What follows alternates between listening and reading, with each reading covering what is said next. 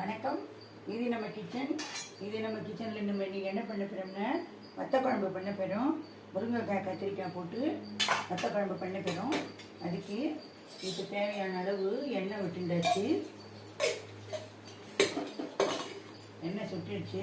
இப்போது நம்ம கடுகு போட்டாச்சு, மிளகாய்த்தூள் போட்டாச்சு, தோரம் பருப்பும் போட்டாச்சு, வெந்தயம்,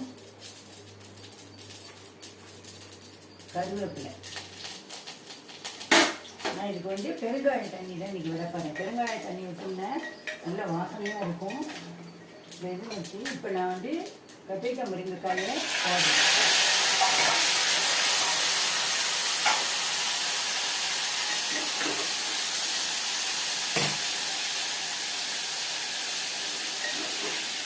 கத்திரிக்காய் முருங்கைக்காயை எண்ணெய் வதக்கிட்டு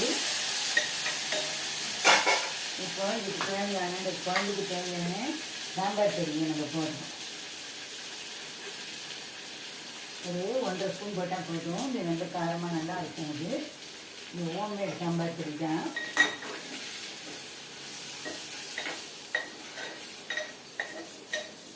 இதுலேயும் மஞ்சத்தூள்லாம் நிறைய போட்டு அரைச்சதுனால நான் மஞ்சத்தூள் போடலை.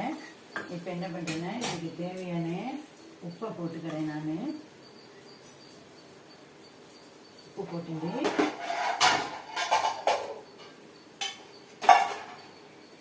நான் இதில் இப்போ புளியை கரைச்சி வச்சுருக்கேன். நல்ல பெரிய ஒரு எலுமிச்சம்பழம் சைஸுக்கு புளியை நம்ம கரைச்சி வச்சுக்கணும்.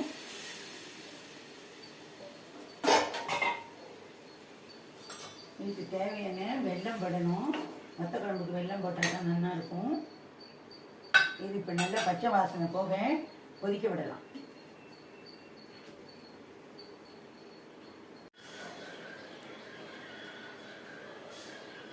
இப்போ முருங்கைக்காய் கத்திரிக்காய் காரக்குழம்பு வத்த குழம்பு நல்லா கொதிச்சுட்டு இருக்கு. இப்போ இதுக்கு நம்ம குழம்பு கெட்டியாகிறதுக்காக கொஞ்சம் மாவு கரைச்சி விடணும். இது விடலாம் நம்ம சௌரியம் தான். நான் கடலை மாவு கரைச்சி விட போகிறேன்.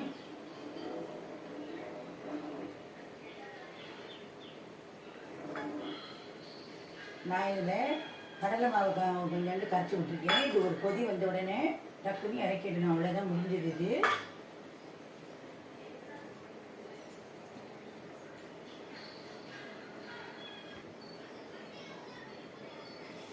கத்திரிக்காய் முருங்கை குழம்பு கொதிச்சிருச்சு.